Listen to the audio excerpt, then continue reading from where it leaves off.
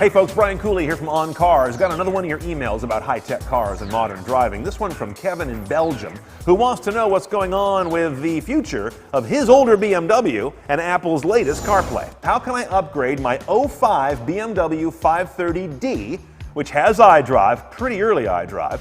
He wants it to have CarPlay, but he doesn't want to do any surgery. Put in a new, different, or other screen in his dashboard. This is kind of a thorny one, I'm afraid. The short answer, Kevin, is you can't. You can't do it. I mean, let's take a look at that dashboard of that 05 5 Series. See that layout there? That is completely proprietary. There is nothing in there that even speaks to heavy surgery, where you could put a double-din head unit in there. It's just a non-starter. So instead, what you've got to deal with are the following considerations. First of all, BMW now does support CarPlay, and they were a late comer. As of November 2016, they announced that they're offering it as a a la carte option in just about every case on 17 and forward models, as I understand it. So nice to have BMW finally supporting CarPlay as opposed to just iDrive, but it's not going to apply to your car. Your 05, that's a really early iDrive. There's not going to be anything retro going on there, I can assure you. Now, here's another way to go it. On the Android side, they do have a mode called Android Auto Phone Only, where the phone is the car screen. Everything happens on the phone. It's a clever workaround for vehicles that don't have an LCD in the dash.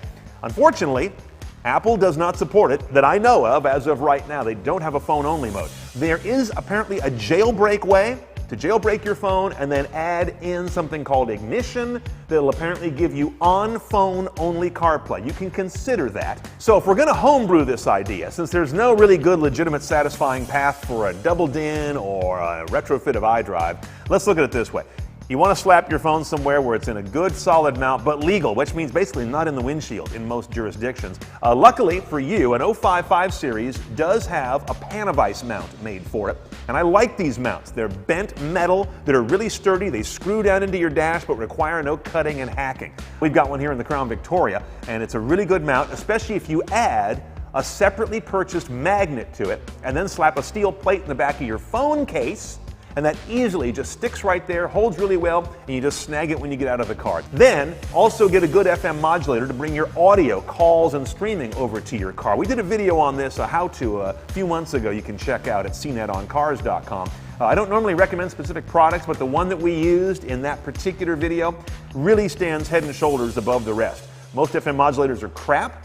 This one is actually really good. It'll give you a nice audio channel, and now we've got the audio and the mount both covered. That's kind of the best way you can go with a car that is never going to have CarPlay supported in it from BMW or Apple.